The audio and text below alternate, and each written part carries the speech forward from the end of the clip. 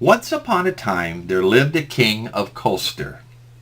The king had a beautiful wife and a dear little daughter named Joanna. His enemies feared him, and his people loved him. He had great wealth and broad lands, and in short, he was a very happy man. When Joanna was 6 years old, her mother, the queen, died. The king mourned her for 10 long years, for not only had she been a loving wife, but she had also been a wise counselor, and without her guidance the king ceased to prosper. His broad lands were managed badly and brought him less money. Disease struck the crops, and they withered and died in the field. Another year a strange sickness killed all the cattle. But despite all this, the king continued to spend as lavishly as ever until, when Joanna was 16 years old, the royal treasury was empty. In the next country there lived a widowed queen who also had one daughter named Isabel. This queen had great riches, and the king of Colster decided to make her his wife, thinking that her riches would replenish his treasury and that she herself would make a good mother for Joanna. Within a month of the wedding, however, the new queen had taken a great dislike to her stepdaughter, and the reason was not far to seek. Joanna was pretty and sweet and kind, but her stepsister Isabel was plain and spiteful and sulky. When she walked through the town, she held herself so proudly with her nose in the air and would not con to speak to anyone. But Joanna was always ready with a friendly smile or a kindly word for everyone she met.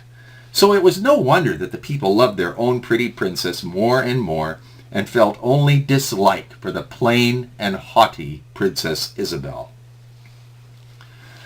The new queen was determined to get rid of her stepdaughter, and she began to complain about her to the king. The king loved his daughter dearly, and at first he took no notice when his wife complained about her. But gradually, as all he ever heard were tales of how tiresome, foolish, or spiteful Joanna was, he began to believe them himself and became cold and unsmiling toward his daughter. Poor Joanna was heartbroken when her father turned against her and resolved not to stay at the palace, where her stepmother and Isabel did all they could do to make her unhappy. So she asked her father if she could leave his court. "I cannot seem to please my stepmother, however hard I try," said the poor girl, "and you do not need me now, dear father, so I think it would be best if I went out into the world to seek my own fortune." The king was distressed at her words and began to feel that his wife had not been telling him the truth about Joanna. He was beginning to realize what kind of a woman it was that he had married and how much trouble she had brought to his palace. But having married her, there was nothing he could do, so he said, "Perhaps you are right, my child, for although I shall be sad to see you go, I know that you cannot be happy here. Go to the queen and ask her to give you some food for your long journey." Then the king gave Joanna his blessing and kissed her with great affection. After leaving her father, Joanna went to the queen and asked for food for her journey. The queen was delighted to think that she had got rid of Joanna so soon, and she gave her a bag in which she put a loaf of rye bread, some cheese, and a bottle of ale. She gave Joanna a kiss, which was more like a peck, and told her to be a good girl and to take care of herself, although really she did not care what became of the girl. Joanna walked down the road from the palace with a heavy heart. By and by she left the road and walked through woods and fields, where the sound of birdsong and the scent of honeysuckle in the hedgerow made her feel happier, and she began to sing to herself. Presently she came upon an old man sitting at the side of the path. "Where are you off to?" he asked, "and what have you got in that bag?" "I am going out into the great wide world to seek my fortune," answered Joanna. "As to what I have in the bag, it is only some bread and cheese and ale, but you are welcome to share it with me." "Thank you, my dear," said the old man. "I would dearly like to share your food, for I have had nothing to eat all day." So Joanna sat down beside him on the short, springy turf where the pink thyme scented the air around them as they ate. Joanna was careful to give the old man the larger share of the food, for she had had a good breakfast, whereas he had not eaten all day. When they had finished, the old man said, Go along the edge of this field and down the side of the next, and you will find a thick thorn hedge which bars your way." "What shall I do then?" asked Joanna. "Wave this wand," said the old man, handing her a hazel twig, "and the hedge will open and let you through." "Thank you," said Joanna. "That is very kind of you." "No kinder than you have been to me," said the old man. "Good day, my dear, and good fortune be to you."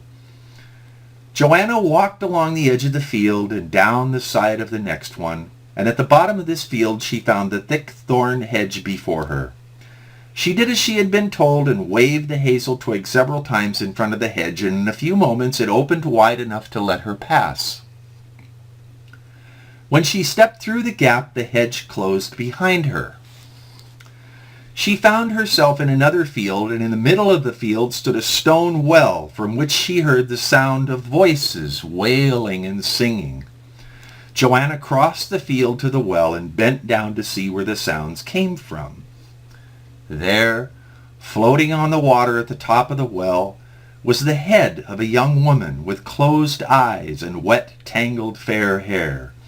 The mouth was open, and from it came this strange song: "Wash me and comb me, and lay me down gently, that I may be comely for passers to see." "Poor head," said Joanna. "Of course I will." And she gently lifted the head from the well, laid it down in her lap, and wiped the face softly with the cloth that covered her hair. Then she took her comb from her pocket and tidied the tangled hair. When the head was clean and tidy, Joanna laid it down gently on a bank of primroses. No sooner had she done so than a second head rose to the top of the well and lay there, floating on the water and singing: "Wash me and comb me, and lay me down gently, that I may be comely for passers to see." Joanna took the second head, wiped its face, and combed its long fair hair. Then she laid it down on the primroses beside the first head. Before she could rise to her feet, a third head, exactly like the other two with its closed eyes and long fair hair, rose to the top of the well and sang: "Wash me and comb me, and lay me down gently, that I may be comely for passers to see."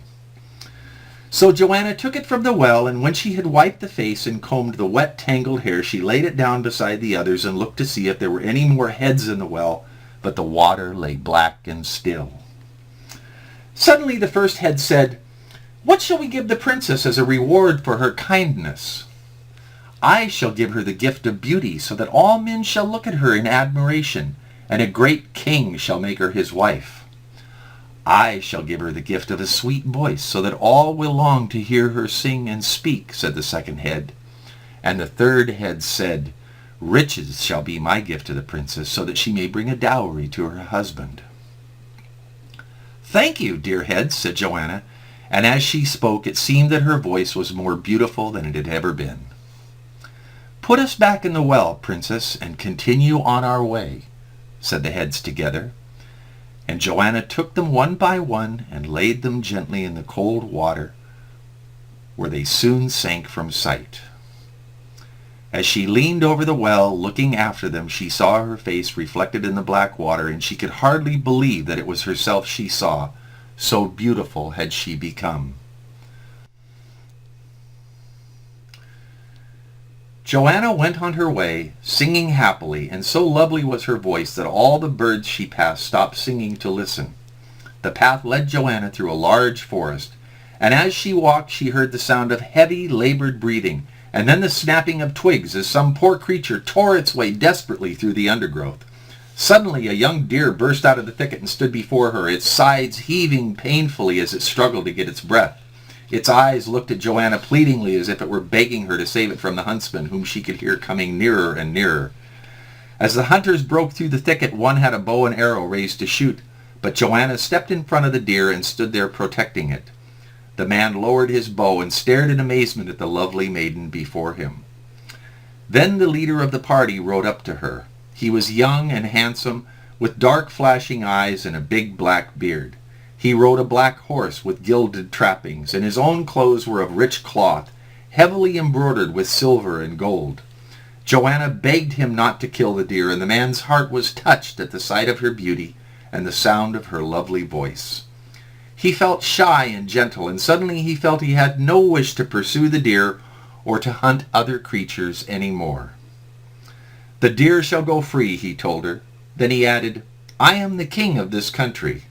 May I ask you to accompany me back to my palace to rest, for you look as though you have been walking all day." Then the king dismounted and helped Joanna onto his horse. He walked beside it, leading the animal and talking to Joanna as the party returned to the royal palace. He asked Joanna who she was and where she had come from, and by the time they reached the palace, the king was captivated by her lovely face and her sweet voice, and most of all by her gentleness and her kind heart. "Will you let me make you my queen?" he asked at length, "for indeed I love you." "Alas," said Joanna, "the bride of a king should bring with her a rich dowry, and I can bring you nothing. My father is poor, and my stepmother will not give me anything." "I am content to wed you without a dowry," said the king. "Indeed, Joanna, your sweet face and your kind heart are dowry enough for any man." "I wish I could bring you something," said Joanna. "Your family and your friends will think but little of a bride who brings her husband nothing." "Well then," laughed the king, "let us see what you have there in that old sack." Joanna had forgotten that she was still carrying the sack in which her stepmother had packed food for her journey. "There is naught but a few crusts, I fear," she said, putting her hand inside. Great was her surprise when she drew out strings of pearls and diamonds and rubies and emeralds. "Why, this is a fortune!" exclaimed the young king. "I would have taken you with nothing, for nowhere in the world could I have hoped to find a better wife, but you have brought me a greater dowry than any king has had before." So Joanna married the king, and with great pomp and ceremony and the feastings, the celebrations lasted for 10 days. The people were delighted with their young queen and could not see enough of her. They all agreed that the king could not have chosen a better, more charming, or more beautiful wife. After some months, Joanna asked her husband if she might visit her father, for she longed to see him again. The king said that he must come too, to pay his respects to his new father-in-law, and so one day they set out in a splendid state coach drawn by 4 white horses which trotted swiftly along the road to Colster. When the King of Colster and his new wife saw this grand coach with its outriders and postilions, the crowds of courtiers and soldiers following on horseback, and the lesser coaches containing the luggage and the waiting maids, they could not imagine who had come to visit them.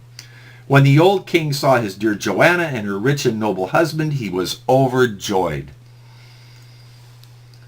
He had missed Joanna very sorely and had bitterly repented of marrying such a cross and spiteful wife. As for the queen, she was hard put to it to keep a smiling face before Joanna and her husband, for her rage and chagrin knew no bounds. The stepdaughter whom she had got rid of had found herself a wealthy, noble husband and was now herself a queen. Also, she had become more beautiful and sweet-voiced than ever, and none of the courtiers could take their eyes off of her. The King of Colster was so delighted to have his daughter home again that he ordered great festivities to be held in the city, and the celebrations lasted for a month. At the end of that time, the young king and his beautiful queen bade farewell to the King of Colster, and his wife and stepdaughter rode back to their own country. The old queen decided to send her own daughter, Isabel, out into the world, hoping that she too might come back with a beautiful face, a sweet voice, and a wealthy and handsome husband. So she gave Isabel a fine leather bag, and in it she put delicate cakes and pastries and a bottle of good white wine from Spain. Then she gave her daughter her blessing and sent her on her way. Isabel took the same path through the fields that Joanna had taken, and before long she saw the same old man sitting by the hedgerow. "Good day to you," said the old man pleasantly.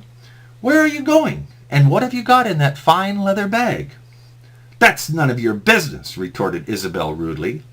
"None, except that I have not eaten since yesterday, and I wondered if you could spare me a bite," said the old man.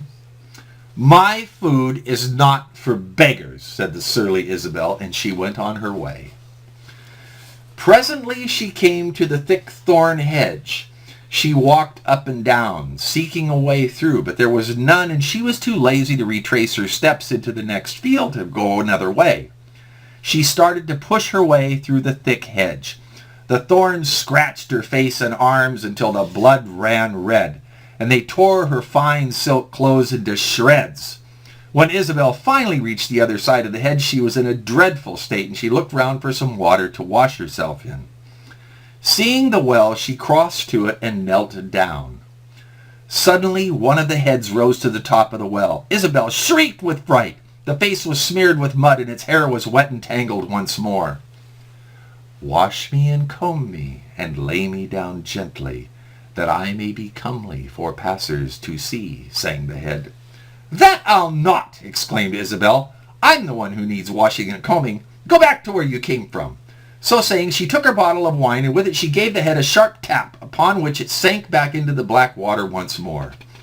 The two other heads appeared, singing, "Wash me and comb me, and lay me down gently, that I may be comely for passers to see." And Isabel answered them rudely and gave them a tap with her bottle. So the three heads got together at the bottom of the well and asked what they should do to such a rude, unkind girl. "I will cover her skin with leprosy," said the first head. "And I will give her a voice like a rusty gate," said the second. "I will give her a poor cobbler with a squint for a husband," said the third. When Isabel had done what she could do to clean and tidy herself at the well, she rose to her feet, intending to make her way back to the palace as quickly as she could, for no king she might meet might look at her twice now, with her hands and face all scratched and bleeding and her fine clothes all torn. She glanced down at the scratches on her hands to see if they had stopped bleeding, and saw to her dismay that her hands and arms were covered with the hideous white skin of a leper. She cried out in horror, but stopped short when she heard the sound her voice had made. It was all the world like a rusty gate. Poor Isabel dropped her leather bag and ran as hard as she could, but where she was going she had no idea. Presently she came to a market town, and all the people ran from her when they saw that she was a leper, for they were terrified of catching the dread disease themselves. Only one person did not run. He was a poor cobbler with a squint eye, and he stayed where he was, sitting on the steps of the market hall, stitching away at a shoe. "Help me! Oh, please, please help me!" cried poor Isabel. "Where can I be cured of this terrible disease? My mother is the Queen of Colchester. She has much money and will pay well." "I can cure you," said the cobbler, looking at her and wincing at her awful grating voice. "I can cure you of the leprosy and cure your voice too, but the price I ask is that you will be my wife."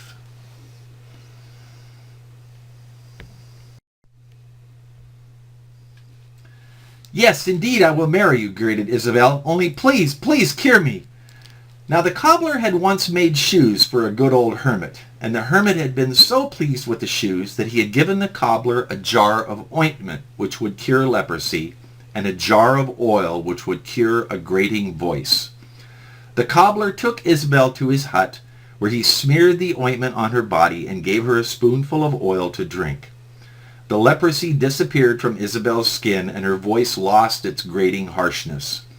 The cobbler married her, and Isabel was so grateful to him for curing her that she lost some of her proud and spiteful ways and did all she could to please her husband. As for the cobbler, he was proud to think that he had married the stepdaughter of the King of Colchester, and hoped that he would get a good dowry for her. So when they had been married for a week, he took his wife to visit her mother and stepfather.